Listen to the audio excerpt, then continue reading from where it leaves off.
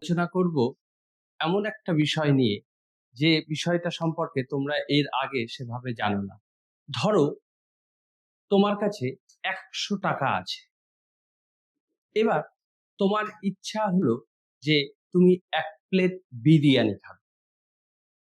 আবার তোমার ইচ্ছা হলো যে তুমি একটা মুভি দেখবে। আবার তোমার ইচ্ছা যে তুমি একটা গল্পের বই কিনবে, গল্পের বই পড়বে। কিন্তু তোমার কাছে রয়েছে 100 টাকা মাত্র। কিন্তু তোমার এতগুলো ইচ্ছা বা চাহিদা পূরণ হবে না 100 টাকা দিয়ে। তাহলে তোমাকে কি করতে হবে? তোমাকে বেছে নিতে হবে, চয়েস করতে হবে। এখান থেকেই শুরু হবে আমাদের অর্থনীতির আলোচনা। এটাই হলো আসলে অর্থনীতির মূল বিষয়। তাহলে অর্থনীতি কি? আজকে আমরা তোমাদের সিলেবাসের প্রথম অধ্যায় মাইক্রো ইকোনমিক্সের প্রথম topic basic problems of an economy, এটা আমরা আলোচনা করব। এটা আলোচনার আগে আমরা তাহলে যে বিষয়টা বলছিলাম সেই বিষয়টাতে একটু ফিরে যাই। যে অর্থনীতি হলো এমন একটা বিষয় যা সীমিত সম্পদের সাহায্যে কিভাবে মানুষ তার অসীম চাহিদা পূরণ করতে পারে।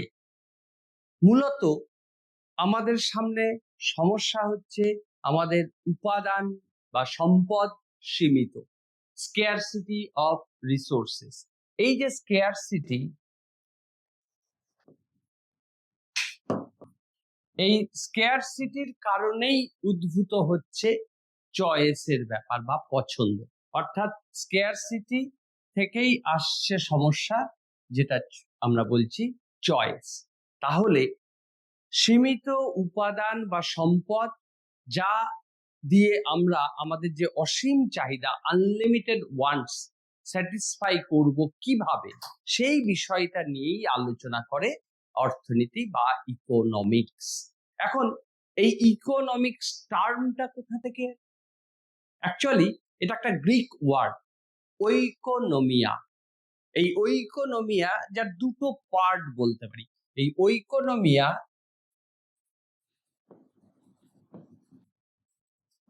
এই ওইকোনমিয়ার মধ্যে দুটো পার্ট আছে। একটা ওইকোস মানে হোম বা গার্হস্থ্য, আর একটা নমোস মানে লস, পরিচালন ব্যবস্থা। কিভাবে একটা পরিবার পরিচালিত হবে সেই গার্হস্থ্য পরিচালন ব্যবস্থা নিয়ে আলোচনা করে।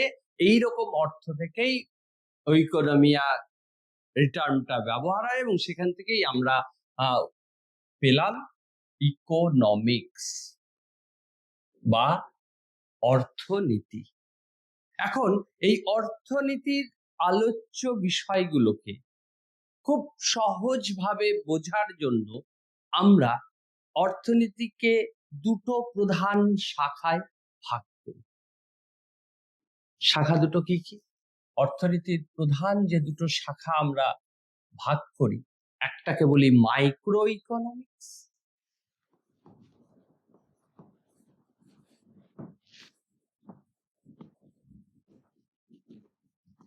আর একটাকে বলি ম্যাক্রো ইকোনমিক্স।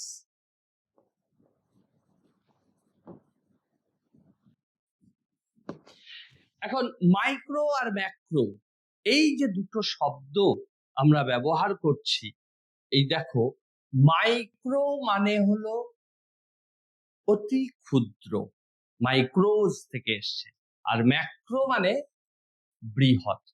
যখন আমরা কোনো অর্থনীতির ছোট ছোট একক গুলোকে নিয়ে আলোচনা করি, তাদের আচরণকে বিশ্লেষণ করি, অর্থাৎ স্মল ইকোনমিক এজেন্ট যারা, কারা স্মল ইকোনমিক এজেন্টস কারা? যেমন ধরো একজন ক্রেতা বা একটা বিক্রেতা বা উৎপাদক বা ফার্ম, যাদের বা সরকার, এরকম যখন আমরা ক্ষুদ্র একক গুলোর আচরণ অনুশীলন বা বিশ্লেষণ করি, তখন এই বিষয়টাকে বলি ব্যষ্টিগত আলোচনা বা বিশ্লেষণ। অর্থনীতির যে শাখায় এই ব্যষ্টিগত বিষয়গুলোকে আলোচনা আমরা করি তাকেই আমরা বলছি মাইক্রো ইকোনমিক্স। এখন এটা অনেকটা এইরকম যে ধরো আমি একটা পেন কিনবো ভাবলাম, পেনের দাম বাজারে বাড়লে আমি ক্রেতা হিসেবে তার ধরুন আমার উপর কি প্রভাব পড়বে, বা আমি একটা দ্রব্য উৎপাদন করবো অ্যাজ আ ফার্ম বা এন্টারপ্রেনিউয়ার, আমি কোন একটা দ্রব্য উৎপাদন করছি, বাজারে সেই দ্রব্যের কাঁচামালের দাম বেড়ে গেল, তার দরুন আমার উৎপাদনের উপর কি প্রভাব পড়বে, বা দেখা যাচ্ছে যে সরকার কর চাপালো, তার দরুন বাজারে দ্রব্যের দামের উপর কি প্রভাব পড়বে। অর্থাৎ এক কথায় ক্ষুদ্রতম যে একক, সেটা পরিবার হতে পারে, ব্যক্তি ক্রেতা হতে পারে, সেটা ফার্ম বা উৎপাদক হতে পারে, এরকম ক্ষুদ্রতম এককগুলোর আচরণ অনুশীলন বিশ্লেষণ করব, অর্থাৎ analysis of small economic agents included in micro economics. উল্টো দিকে যখন আমরা কোনো অর্থনীতিকে সামগ্রিকভাবে দেখব, সামগ্রিকভাবে আলোচনা করব, যেমন ধরো দেশে দ্রব্য সামগ্রীর দাম বেড়ে যাচ্ছে, দেশে বেকারত্ব বাড়ছে কেন, এইভাবে যখন আমরা সামগ্রিকভাবে বিষয়টা দেখব, তখন আমরা এটাকে বলবো ম্যাক্রো অ্যানালিসিস। ম্যাক্রোজ এই গ্রিক ওয়ার্ডটা থেকে ম্যাক্রো টার্মটা এসছে। তাহলে আমরা এটা অনেকটা এইরকম ভাবে বলতে পারি যে যখন আমরা দূর থেকে সামগ্রিকভাবে একটা গাছ দেখছি, পুরো গোটা গাছটা দেখতে পাচ্ছি, এটা ম্যাক্রো অ্যানালিসিস। আর যখন কাছে যাচ্ছি তখন একটা ডাল বা একটা পাতাগুলোকে আলাদা আলাদা করে দেখতে পাচ্ছি, তখন গোটা গাছ নয়, আমি ডাল বা পাতাগুলোকে দেখতে পাচ্ছি, তখন এটাকে আমরা বলছি মাইক্রো অ্যানালিসিস বা মাইক্রো ইকোনমিক্স। তাহলে অ্যাকচুয়ালি আর একটা উদাহরণ তোমাদের বলতে পারি, ধরো কোনো একটা ক্রিকেট ম্যাচে কোন ব্যাটসম্যান কত রান করলো, কোন বোলার কত উইকেট নিল, এরকম ভাবে যখন দেখছি তখন এটা মাইক্রো অ্যানালিসিস। আর গোটা টিমটার জেতা হারার বিষয়টা যখন আমি আলোচনা করছি, তখন এটা আমরা বলি ম্যাক্রো অ্যানালিসিস। তাহলে বুঝতেই পারছো, কোনো অর্থনীতি আলোচ্য বিষয়গুলোকে আমরা মূলত দুটো ভাগে ভাগ করছি। একটাকে বলছি মাইক্রো অ্যানালিসিস বা ব্যক্তিগত অর্থনীতি, আর অপরপক্ষে যখন কোনো অর্থনীতির সামগ্রিক বিষয়গুলো নিয়ে আলোচনা করি, কোনো দেশের জাতীয় আয় বাড়ছে কিনা, উৎপাদন বাড়ছে কিনা, দ্রব্য সামগ্রীর দাম স্তর বাড়ছে কিনা, বেকারত্ব বাড়ছে কিনা, এরকম সামগ্রিক আলোচনা যখন করা হবে, তখন আমরা এটাকে বলবো ম্যাক্রো অ্যানালিসিস। তোমাদের প্রথম সেমিস্টারে যে বিষয়টা আছে সেটা হলো ব্যক্তিগত অর্থনীতি বা মাইক্রো ইকোনমিক্স। এই মাইক্রো ইকোনমিক্স এর মধ্যে প্রথম অধ্যায়ে আমরা আলোচনা করব বেসিক প্রবলেমস, কোন অর্থনীতির মূল সমস্যা বা মূল বিষয়গুলো কোনগুলো, আমরা সেই বিষয়গুলো আজকের এই আলোচনায় আমরা করব।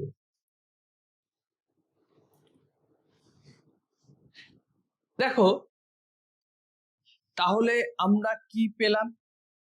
আমরা দেখলাম যে মানুষের, যে কোনো মানুষের, সুস্থ স্বাভাবিক মানুষ যদি হয়, রেশনাল পার্সন হয়, তবে তার ডিজায়ার বা ওয়ান্টস আনলিমিটেড, এন্ডলেস ডিজায়ার।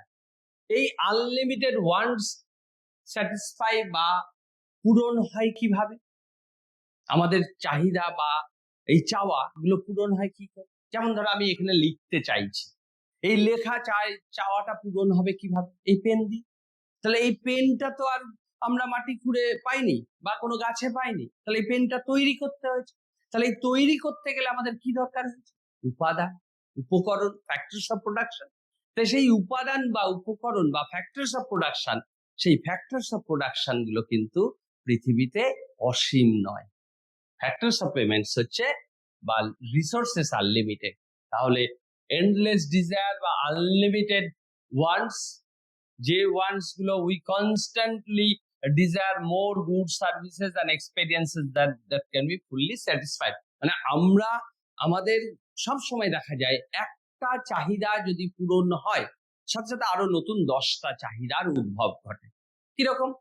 ধরো আমি যদি, আমার কাছে যখন পেন ছিল না, তখন আমি ভাবি যদি আমি একটা পেনের চাহিদা মিটলো, মানে কি আমার চাহিদা শেষ না? তখন মনে হবে যদি আমার 3টে কালারের আলাদা আলাদা পেন, 3টে কালারের পেনের চাহিদা পূরণ হলে তখন আমার চাহিদা হবে যে আমার যদি একটা সুন্দর খাতা থাকতো, খাতা পেলে মনে হতো যদি আরো 3টে খাতা থাকতো, একটা দারুণ ডায়েরি থাকতো।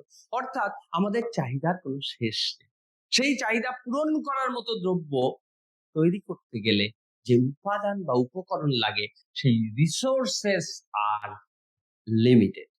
তাহলে সমস্যাটা কোথায় এলো? Unlimited wants, limited resource. তাহলে এই অসীম চাহিদা সীমিত উপাদান দিয়ে পূরণ করতে হবে, তখনই তৈরি হলো সমস্যা চয়েস। তাহলে চয়েস ইজ দ্য রুট, বা বলতে পারি আমরা এই পছন্দই হলো অর্থনীতির মূল বা আসল চাবিকাঠি। কেন অর্থনীতিতে আমরা এই এন্ডলেস ডিজায়ার বা আনলিমিটেড ওয়ান্টসকে লিমিটেড রিসোর্সেস অর্থাৎ সীমিত উপাদান দিয়ে আমরা কি করে অর্থনীতিতে একটা ভারসাম্য আনবো? অর্থাৎ অর্থনীতি হচ্ছে এই সীমিত উপাদানের সাহায্যে অসীম চাহিদা পূরণ করার একটা প্রক্রিয়া বা সামঞ্জস্য আনার একটা পদ্ধতি, ব্যালেন্স করা। এই যে আনলিমিটেড ওয়ান্টস, যেটাকে আমরা লিমিটেড রিসোর্স দিয়ে ব্যালেন্স করছি, এই ব্যালেন্স মানে কিন্তু তোমাদের ব্যাংকের ওই ব্যালেন্স শিট নয়।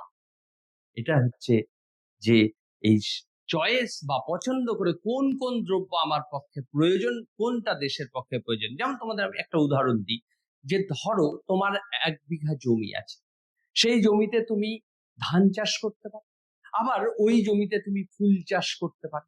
যদি ধান চাষ করো তাহলে তুমি খাবার পাবে, চাল পাবে। আর যদি ফুল চাষ করো তাহলে তুমি সেখান থেকে সৌন্দর্য পাবে, সুগন্ধ পাবে, সিনিক বিউটি হবে তোমার। তাহলে তুমি যদি ধান চাষ করো তাহলে তুমি সৌন্দর্য বা সুগন্ধটা পাবে না, আবার যদি ফুল চাষ করো তাহলে তুমি খাবার পাবে না। তাহলে তোমাকে বেছে নিতে হবে, তোমার জমির পরিমাণ সীমিত, তোমাকে বেছে নিতে হবে তোমার কোনটা দরকার, খাদ্য না সৌন্দর্য।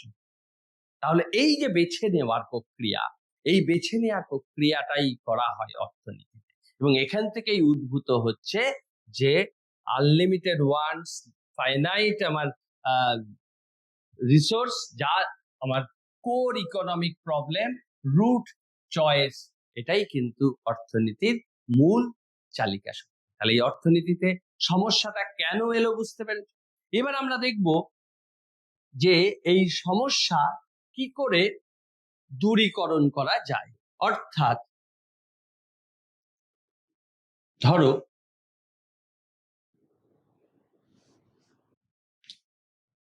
আমরা যদি দেখি যে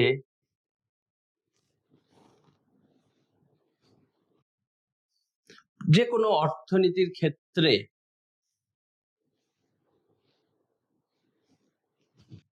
তাহলে 3টে বেসিক প্রবলেম বা মূল সমস্যা যে কোনো অর্থনীতির ক্ষেত্রে আমরা দেখতে পাই। কি কি? প্রথম হচ্ছে যে আমাকে সিদ্ধান্ত নিতে হবে যে আমার এই লিমিটেড রিসোর্স দিয়ে আমরা কোন দ্রব্য তৈরি করব, অর্থাৎ হোয়াট টু প্রডিউস। অর্থনীতির প্রথম সমস্যা হোয়াট টু প্রডিউস বা what amount to be produce, অর্থাৎ কোন দ্রব্য কতটা পরিমাণে তৈরি করব, আমাদের প্রথম সমস্যা। তাহলে অর্থনীতির প্রথম বা মূল গুরুত্বপূর্ণ যে সমস্যা সেটা হলো কোন দ্রব্য তৈরি করব এবং কতটা পরিমাণে তৈরি করব। কেন এই সমস্যাটাকে আমরা অর্থনীতির মূল সমস্যা বলছি? কারণ আবারও বলি, সীমিত উপাদান। ওই যে শুরুতে আমি বললাম আমার কাছে 100 টাকা আছে বা তোমার কাছে ধরো 100 টাকা আছে, তাহলে তোমার উপাদান সীমিত। সেই টাকা দিয়ে তুমি বিরিয়ানি খাবে না, সেই টাকা দিয়ে তুমি গল্পের বই কিনবে না, সেই টাকা দিয়ে তুমি সিনেমা দেখবে। যদি তুমি যে কোনো একটাকে তোমাকে চয়েস করতেই হবে, কারণ তোমার হাতে উপাদান সীমিত। তাহলে সীমিত উপাদান দিয়ে তুমি কোনটা নেবে তোমাকে বেছে নিতে হবে। ঠিক একই রকম যদি 1 বিঘা জমি হয়, তোমাকে বেছে নিতে হবে কোন দ্রব্য তৈরি করব, ধান উৎপাদন করব না বাগান করব। তাহলে প্রথম যে অর্থনীতির সমস্যা সেটা হলো what to be produce and what amount to be produce, কোন দ্রব্য তৈরি করব এবং কতটা পরিমাণে। Should we make more consumer goods or capital goods? এখানে একটা কথা বলে নিই, আমরা দ্রব্যগুলোকে দুভাগে নরমালি ভাগ করি। যে দ্রব্য সরাসরি ক্রেতারা ভোগের কাজে ব্যবহার করে, ধরো এই পেনটা, এই পেন ক্রেতা ব্যবহার করছে, আমি ক্রেতা, আমি ব্যবহার করছি, তাহলে এটা ভোগ্য দ্রব্য। আর যে দ্রব্যটা পুনরায় উৎপাদনের কাজে আবার ব্যবহৃত হচ্ছে, ধরো একটা মেশিনারি ইকুইপমেন্ট, কোনো কারখানার মেশিন তৈরি হচ্ছে, যে মেশিনটা দিয়ে পেনটা তৈরি হবে, তাহলে ওই যে পেন তৈরির মেশিন সেটা আবার একটা উৎপাদন প্রক্রিয়ায় যাবে, এইটাকে আমরা বলি ক্যাপিটাল গুডস। তাহলে দেশের সিদ্ধান্ত নিতে হবে কনজিউমার গুড অর্থাৎ ভোগ্য দ্রব্য নাকি মূলধনী দ্রব্য, কোন দ্রব্য তৈরি করা হবে, কোনটা বেশি তৈরি করা হবে। আমি এখানেও একটা তোমাদের খুব ছোট্ট উদাহরণ দিয়ে বলছি। ধরো আমাদের দেশে যে পরিমাণ নিকোটিন তৈরি হয়, সেই নিকোটিন দিয়ে আমাদের সামনে অপশন দুটো। এক, আমরা ওই নিকোটিন দিয়ে ব্যথা কমানোর ওষুধ পেইন কিলার তৈরি করতে পারি, আবার ওই নিকোটিন দিয়ে সিগারেট তৈরি করতে পারি। তাহলে এখন পুরো নিকোটিন যা আমাদের দেশে তৈরি হয়েছে পুরোটা দিয়ে সিগারেট তৈরি হবে, না পুরোটা দিয়ে ব্যথা কমানোর জন্য পেইন কিলার মেডিসিন তৈরি হবে? আমাদের সিদ্ধান্ত নিতে হবে কোনটা সমাজের পক্ষে গুরুত্বপূর্ণ। এই যে কোন দ্রব্য তৈরি করব, কতটা পরিমাণে তৈরি করব, অর্থাৎ আমার ওই সীমিত নিকোটিন দিয়ে কতটা পরিমাণ পেইন কিলার করব এবং কতটা পরিমাণ আমরা তৈরি করব সিগারেট, এই সিদ্ধান্তটা নেওয়া হচ্ছে অর্থনীতির একটা সমস্যা। দ্বিতীয় যে সমস্যাটা সেটা হচ্ছে হাউ টু প্রডিউস, অর্থাৎ যেই সিদ্ধান্ত হলো যে আমরা এই একটা দ্রব্য তৈরি করব, সেটা পেন হোক, সেটা ধান হোক, বা সেটা যে কোনো দ্রব্য তৈরি করার যখন সিদ্ধান্ত হলো কতটা পরিমাণে তৈরি, এই সিদ্ধান্তটা যখন হয়ে গেল তখন আমাদের সামনে দ্বিতীয় সমস্যাটা চলে আসবে যে কিভাবে উৎপাদন করব। অর্থাৎ এক্ষেত্রে আসছে প্রবলেম যে হাউ টু প্রডিউস, উৎপাদন কৌশলের সাথে জড়িত এই সমস্যাটা। যে উৎপাদন কৌশল মূলত দু রকমের হয়। একটা হচ্ছে উৎপাদন কৌশলকে আমরা বলি লেবার ইন্টেন্সিভ টেকনোলজি, অর্থাৎ যে উৎপাদন কৌশলের শ্রমিক বেশি, লেবার বেশি এবং ক্যাপিটাল বা মূলধন কম নিয়োগ হয়, তাকে আমরা বলি শ্রম নিবিড় প্রযুক্তি বা লেবার ইন্টেন্সিভ টেকনিক বা টেকনোলজি। উল্টো দিকে যে উৎপাদন কৌশলে আমরা ক্যাপিটাল বেশি এবং শ্রম কম, অর্থাৎ ক্যাপিটাল অধিক এবং শ্রম বা লেবার কম পরিমাণে ইউজ বা ব্যবহার করা হবে, সেটাকে আমরা বলবো ক্যাপিটাল ইন্টেন্সিভ টেকনোলজি। তাহলে আমাদের সামনে এখন সমস্যা, কোন দ্রব্য তৈরি করব এটা ক্লিয়ার, কতটা করব এটাও ক্লিয়ার যদি হয়, তাহলে দ্বিতীয় সমস্যার মুখে এসে পড়ছি যে এই দ্রব্যটা আমরা কিভাবে তৈরি করব। বেশি শ্রমিক নিয়োগ করে অর্থাৎ শ্রম নিবিড় প্রযুক্তি ব্যবহার করব, না মূলধন বেশি অর্থাৎ ক্যাপিটাল ইন্টেন্সিভ টেকনিক ইউজ করব। এখন কোন টেকনোলজি ইউজ করব সেটাও কিন্তু দেশের পরিস্থিতির উপর নির্ভর করছে। যেমন আমরা যদি উন্নত দেশের কথা ভাবি, আমেরিকা বা জাপান, যাদের ক্ষেত্রে ক্যাপিটাল অ্যাবান্ডান্ট, তাদের কাছে মূলধন প্রচুর, মূলধন সুলভ, শ্রম অনেক কস্টলি, দামি, তাহলে তারা বেশি মূলধন কম শ্রম নিয়োগ করবে, অর্থাৎ তারা ক্যাপিটাল ইন্টেন্সিভ টেকনোলজিটাকেই বেছে নেবে। উল্টো দিকে আমাদের মতো দেশগুলোর কথা ভাবো, আমাদের এখানে লেবার খুব সুলভে পাওয়া যায়, মূলধন বরং স্কেয়ার্স বা দামি। তাহলে আমরা আমাদের দেশে মূলধন নিবিড় প্রযুক্তি নয়, আমরা কি করব, শ্রম নিবিড় প্রযুক্তি ব্যবহার করব। অর্থাৎ এই যে প্রশ্নটা এলো কিভাবে দ্রব্যটা তৈরি করব, এখানে দুটো বিষয় চলে এলো, উৎপাদন পদ্ধতি বা টেকনোলজি সংক্রান্ত, যে আমরা শ্রম নিবিড় প্রযুক্তি ব্যবহার করব না মূলধন নিবিড় প্রযুক্তি ব্যবহার করব। যে দেশের সামগ্রিক পরিস্থিতির উপর নির্ভর করছে আমরা, তাহলে এই সমস্যাটার কি সমাধান হবে? This involves choosing the technique of production. Should we use labor intensive or capital intensive methods? The choice depends on resource availability. আমাদের মতো দেশগুলো লেবার অ্যাভেলেবল, ক্যাপিটাল স্কেয়ার্স, ফলে আমরা লেবার ইন্টেন্সিভ টেকনোলজি ইউজ করব। On the other hand developed economy, America বা France জার্মানের মতো উন্নত দেশগুলো, তাদের কাছে লেবার কিন্তু costly, rather capital, so they will employ more capital and less labour. That is তারা লেবার ক্যাপিটাল ইন্টেন্সিভ টেকনোলজি বা মূলধন নিবিড় প্রযুক্তি ব্যবহার করবে। তাহলে আমরা what to produce, what amount to be produce clear হলো। দ্বিতীয় সমস্যার মুখে পড়লাম, হাউ টু প্রডিউস, এটাও বুঝলাম। এখন প্রশ্ন হলো যে এই যে কোন দ্রব্যটা তৈরি হলো, হবে বা কতটা হবে, কিভাবে হবে, যখনই এই দ্রব্যটা কাদের জন্য আমরা তৈরি করব। ধরো আমি পেনটা তৈরি করছি, এই পেনটা কারা ব্যবহার করবে, কাদের জন্য? ধরো আমি একটা ফোন প্রোডাকশন করছি, মোবাইল ফোন প্রোডাকশন করছি, সেই মোবাইল ফোনটা সমাজের উচ্চবিত্ত না মধ্যবিত্ত না নিম্নবিত্ত, সমাজের কোন শ্রেণীর মানুষ এই দ্রব্যটা ভোগ করবে? অর্থাৎ আমার সামনের সমস্যাটা চলে এলো, for whom to be produce, for whom to produce, অর্থাৎ কাদের জন্য উৎপাদন করা হবে। এই প্রশ্নটার সাথে কিন্তু জড়িয়ে আছে ইনকাম ডিস্ট্রিবিউশন। আমি যদি বাজেট ফোন তৈরি করি তাহলে সেটা দেশের বেশিরভাগ মানুষের ক্ষেত্রে প্রযোজ্য হবে, অর্থাৎ আমার সেকশন অফ পিপল কোন দিকে টুয়ার্ডস, সেই অনুযায়ী কিন্তু আমাদের উৎপাদনের সিদ্ধান্ত গৃহীত হবে যে once goods are produced how should they be distributed, this address income distribution and who benefits from economic output. কোন দ্রব্য তৈরি করলে, ধরো দামি গাড়ি তৈরি করছি আমরা যদি দামি গাড়ি তৈরি করি তাহলে সেই দামি গাড়ি কারা ভোগ করবে? সমাজের উচ্চবিত্ত শ্রেণী। অত্যন্ত যদি মার্সিডিজ উৎপাদন বেশি করা হয় তাহলে সমাজের খুব সামান্য অংশের মানুষ সেই দ্রব্য ভোগ করতে পারবে। উল্টো দিকে যদি আমরা এরকম পেন উৎপাদন করি, যে পেনটা ছাত্রছাত্রীরা লিখতে পারবে, তোমরা লিখতে পারবে, তাহলে সেই পেনের ক্ষেত্রে বাজারটা অনেক বিস্তৃত।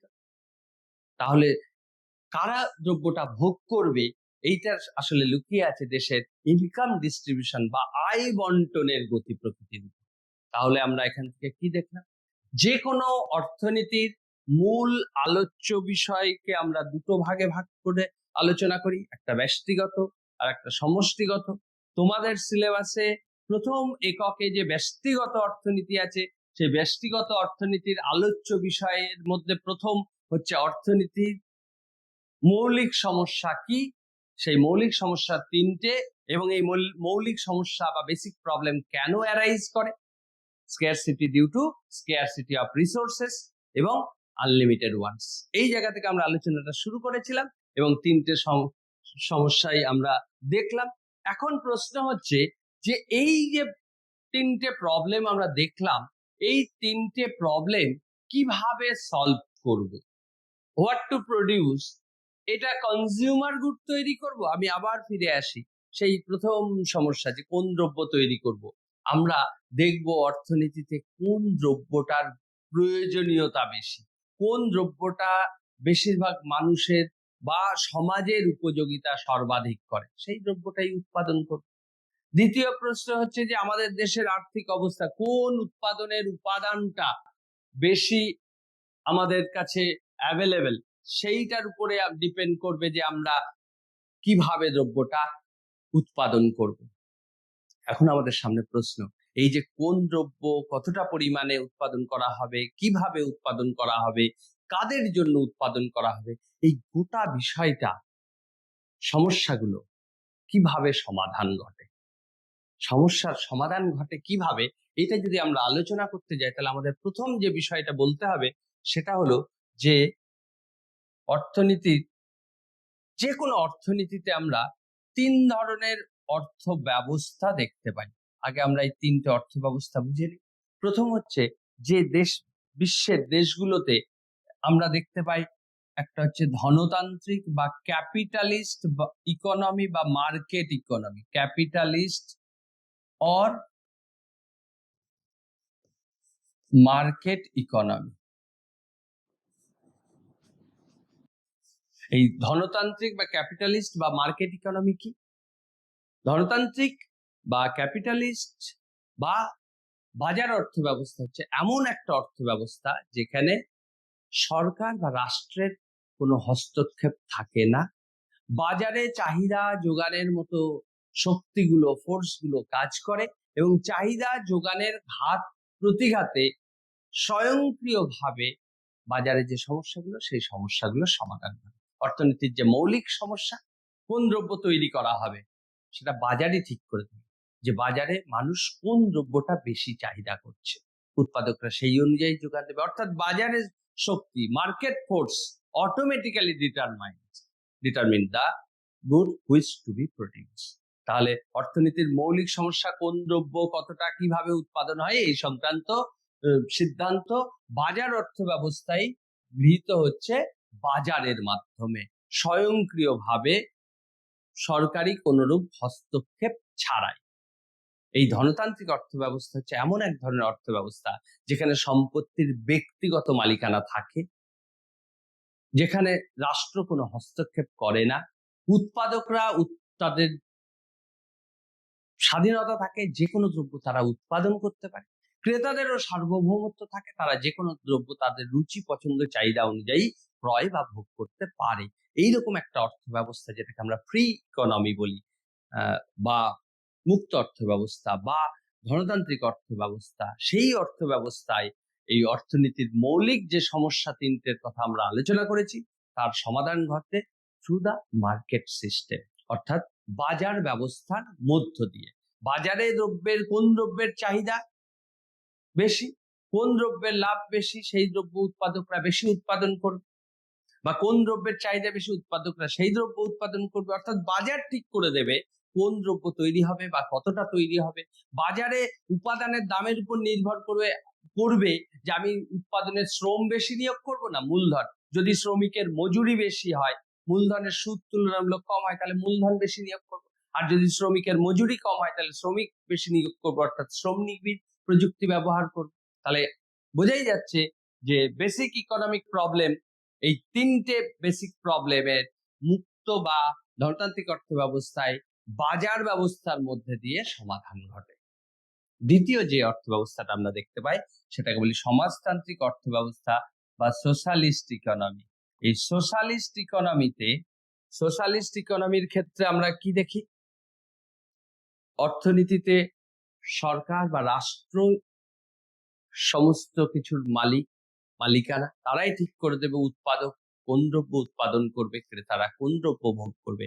অর্থাৎ এখানে উৎপাদক বা ক্রেতাদের সার্বভৌমত্ব থাকে না ভোগ বা উৎপাদন সংক্রান্ত, এবং এখানে বাজার ব্যবস্থা কাজ করবে না। এখানে সরকার নির্দেশিত, সরকার নিয়ন্ত্রিত অর্থ ব্যবস্থা পরিচালিত হবে। এই অর্থ ব্যবস্থায় কোনো শ্রেণী বিভক্ত থাকে না, শ্রমিক, মালিক, ধনী, দরিদ্র, এই যে ভেদাভেদ, বৈষম্য, এটা কিন্তু আমরা এই অর্থ ব্যবস্থায় দেখতে পাই না।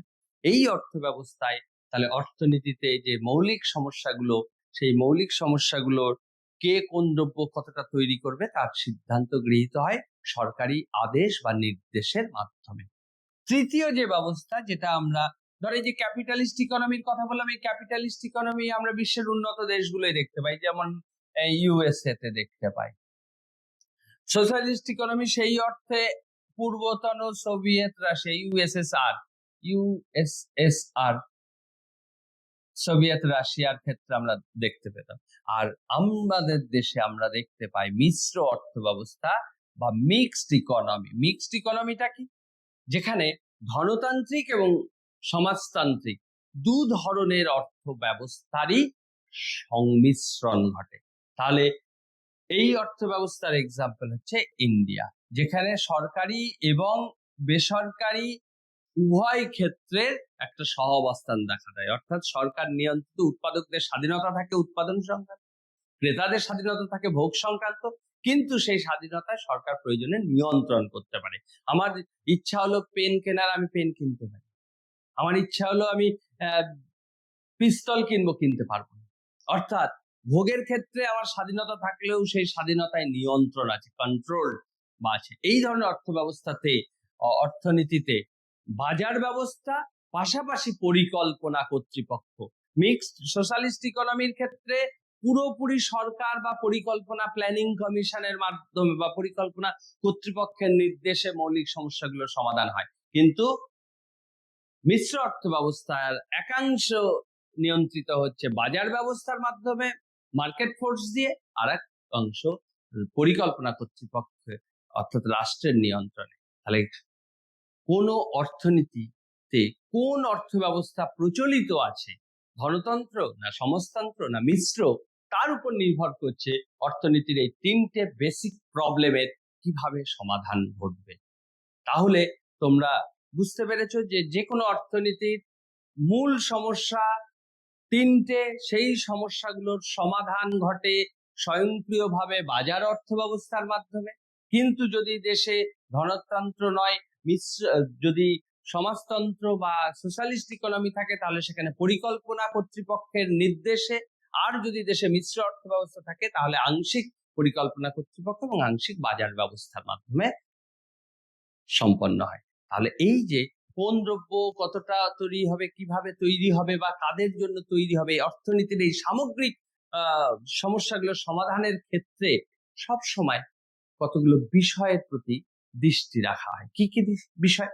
যেমন প্রথম যে বিষয়টা আমরা বলবো সেটা হলো এফিসিয়েন্সি, দক্ষতা। আমরা যে কোনো অর্থ ব্যবস্থায় এই মৌলিক সমস্যাগুলোর সমাধান হবে সেই অর্থ ব্যবস্থার উপর, কিন্তু এই অর্থ ব্যবস্থায় মৌলিক সমস্যাগুলোর সমাধানের ক্ষেত্রে কতগুলো সোশ্যাল গোল বা লক্ষ্য নির্ধারিত থাকে। সেই লক্ষ্য হচ্ছে আমরা এক বলতে পারি যে এফিসিয়েন্সি,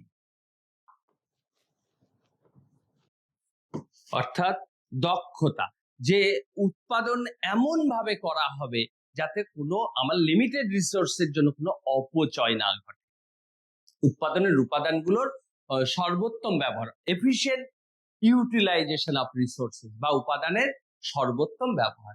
দ্বিতীয় যে বিষয়টার উপর নজর রাখা হয় সেটা হলো ইকুইটি, অর্থাৎ সমতা। সমতাটা কি? যে ধনী দরিদ্র সমাজের সব ক্ষেত্রে যেন একটা সমতা বজায় থাকে, সেই সমতার উপর দৃষ্টি রাখা হয়।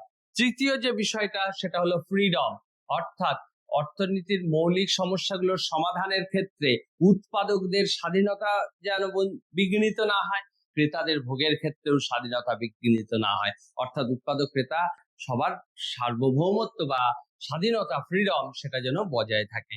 চতুর্থ যে বিষয়টা সেটা হচ্ছে যে ইকোনমিক গ্রোথ বা অর্থনৈতিক প্রসার। অর্থনৈতিক প্রসার কি? উৎপাদন, ভোগ সংক্রান্ত এই সিদ্ধান্তগুলো এমন ভাবে সংগঠিত হবে যাতে দেশের অর্থনৈতিক উন্নয়ন এবং প্রসার ঘটে, অর্থনৈতিক প্রসার যেন বিঘ্নিত না হয়। আর সর্বশেষ যে গুরুত্বপূর্ণ সোশ্যাল গোল বা সামাজিক লক্ষ্যের কথা বলবো সেটা হলো সাস্টেনেবল ডেভেলপমেন্ট বা সুস্থায়ী উন্নয়ন। সাস্টেনেবল ডেভেলপমেন্ট মানে কি? যে আমরা উন্নয়ন পরিকল্পনাটা এমন ভাবে রচনা করা হবে যাতে আমাদের বর্তমান প্রজন্মের ভোগের জন্য ভবিষ্যৎ প্রজন্মের ভোগ যেন বিঘ্নিত না হয়, অর্থাৎ ভবিষ্যৎ প্রজন্মের ভোগকে সুরক্ষিত রেখে বর্তমান প্রজন্মের ভোগ উৎপাদন এগুলোকে এগিয়ে নিয়ে যাওয়া, এটাই হচ্ছে সাস্টেনেবল ডেভেলপমেন্ট বা দীর্ঘস্থায়ী উন্নয়ন বা সুস্থিত উন্নয়ন। তাহলে এই সুস্থিত উন্নয়নকে মাথায় রাখতে হবে, অর্থাৎ উপাদান এমন ভাবে ইউজ করব না যে ধরো কয়লা এমন ভাবে আমরা ব্যবহার করব না উৎপাদনে যে একসময় আমাদের দেশে বা আমাদের ভবিষ্যৎ প্রজন্ম আর কয়লা পাচ্ছে না। তাহলে উৎপাদনের উপাদান যারা সীমিত, সেই উপাদানগুলো এফিশিয়েন্টলি ইউজ করতে হবে। ইউজের ক্ষেত্রে ইকুইটি মেনটেন করতে হবে, ফ্রিডম থাকতে হবে, দেশে অর্থনৈতিক প্রসার ঘটবে এবং সর্বোপরি দীর্ঘস্থায়ী উন্নয়ন যাতে সংগঠিত হয়। এই সামাজিক লক্ষ্যগুলোকে সামনে রেখে তিন ধরনের অর্থ ব্যবস্থা আমরা যে বিশ্বে দেখতে পাই, তিন ধরনের অর্থ ব্যবস্থায় তিন ভাবে অর্থনীতির মৌলিক সমস্যা, কোন দ্রব্য কতটা পরিমাণে কিভাবে তৈরি হবে এবং কাদের জন্য তৈরি হবে, এই সমস্যার সমাধান ঘটে। আশা করি তোমরা এখান থেকে অর্থনীতির প্রথম অধ্যায় অর্থাৎ 1.a তে যে মাইক্রো ইকোনমিক্স এর টপিক সেটা বুঝতে পেরেছো। আমরা আগামী পর্বে আলোচনা করব অর্থনীতির দ্বিতীয় যে অধ্যায় আছে 1.b, সেটা আমরা পরবর্তী পর্যায়ে আলোচনা করব। এর মধ্যে তোমাদের কোনো কোশ্চেন থাকলে জানাও।